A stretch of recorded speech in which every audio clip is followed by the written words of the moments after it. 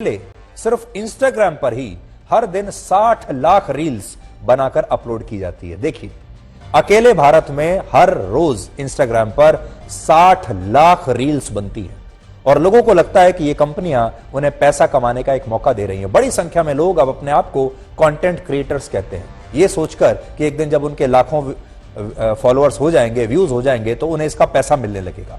लेकिन ऐसा है बिल्कुल नहीं।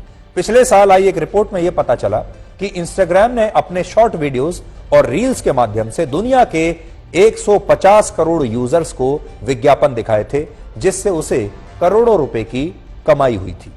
कहने का मतलब यह है कि एक जमाने में मुगल शासकों ने हमारे देश के लोगों से जजिया टैक्स वसूला था। उसके बाद अंग्रेज आए, अंग्रेजों ने भी अपनी ही जमीन पर खेती करने वाले हमारे देश के किसानों से लगान वसूलना शुरू किया और आज ये जजिया टैक्स और लगान इन बड़ी बड़ी मल्टीनेशनल एप्स में, टेक्नोलॉजी एप्स में सब्सक्रिप्शन फीस के रूप में बदल चुका है। यानी एक जमाने में जो हम लगान देते थे, जो जजिया टैक्स देते थे मुगलों को और अंग्रेजों को, अब हम यही टैक्स सब्सक्रिप्शन के तौर पर उन्हीं मल्टीनेशनल कंपनीज को दे रहे हैं।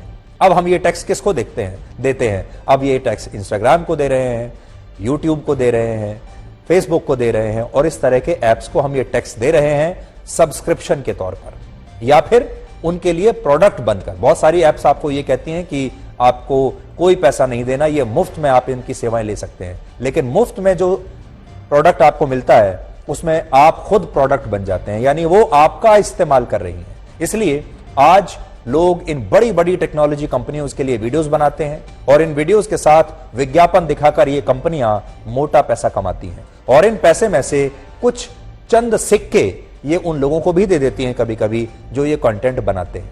लेकिन सच ये है कि इनमें लोगों का फायदा कभी नहीं होता। इसलिए आज हमारी बहुत बड़ी जनसंख्या 8 करोड़ लोग, असल में अगर आप मुझसे पूछें, ये 8 करोड़ लोग बड़ी बड़ी टेक्नोलॉजी कंपनियों के लिए मुफ्त में काम कर रहे हैं, इस्तेमाल हो रहे हैं, उनके लिए मुफ्त में कंटेंट बना रहे हैं जिसका इन्हें कुछ नहीं मिलता और वो कंपनियां इस मुफ्त के कंटेंट के बल पर करोड़ों अरबों रुपया कमा रही हैं।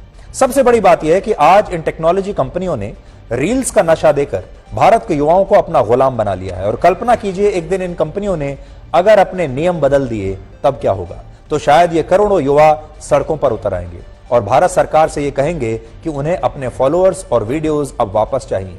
आपको याद होगा जून 2020 में जब भारत में टिकटॉक को बंद कर दिया गया था, टिकटॉक पर बैन लगा दिया गया था, तो अब कितने सारे लाखों युवाओं ने इसका विरोध किया था और इसके लिए सरकार की आलोचना की थी और यह कहा था कि टिकटॉक पर उन्होंने इतनी मेहनत की, इतनी मेहनत से इतने फॉलोअर्स बनाए, इतनी लोकप्रियता हासिल की और अब वो ऐप जो है वो भारत में बंद हो गई और हो सकता है कि ये भविष्य में फिर से हो जाए, क्योंकि ये टेक्नोलॉजी कंपनियां भारत के करोड़ों युवाओं को दिन रात इंटरनेट और रील्स का नशा मुफ्त में करा रही हैं। और चिंता की बात यह है कि इन रील्स के बाद भारत के युवाओं में जो कुछ ऊर्जा बचती भी है, पहले तो इन रील्स को बनाने में ही सारी ताकत खर्च हो जाती है, उसके बाद अगर कोई छोटी मोटी कुछ ताकत बचती भी है तो उस ऊर्जा को हमारे देश के युवा या तो ब्रेकअप्स में बर्बाद कर देते हैं या फिर रिलेशनशिप्स में बर्बाद कर देते हैं। ब्रेकअप्स का जो गम है, उस गम में वो महीनों और वर्षों तक काम करना ही बंद कर देते हैं। हालांकि हम ये नहीं कह रहे कि सारे युवा ही ऐसा करते हैं। बहुत सारे युवा हमारे देश में आज भी ऐसे हैं जो बहुत अच्छा काम कर रहे हैं, पढ़ाई लिखाई कर रहे हैं, शोध कर रहे हैं, वैज्ञानिक बन रहे हैं, डॉक्टर बन रहे हैं या फिर किसी भी फील्ड में जा रहे हैं, आर्ट्स में जा रहे हैं।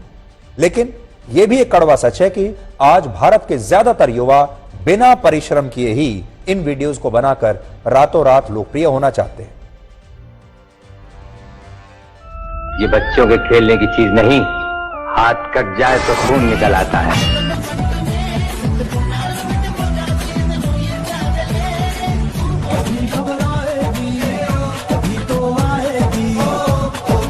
उस वीडियो को बनाने का कोई इंटेंशन नहीं था मेरा। मुश्किल से 5 मिनट मैं वहां पे रुकी, मुझे कोई आइडिया नहीं था कि ऐसे यहाँ पे चालान हो रहे हैं।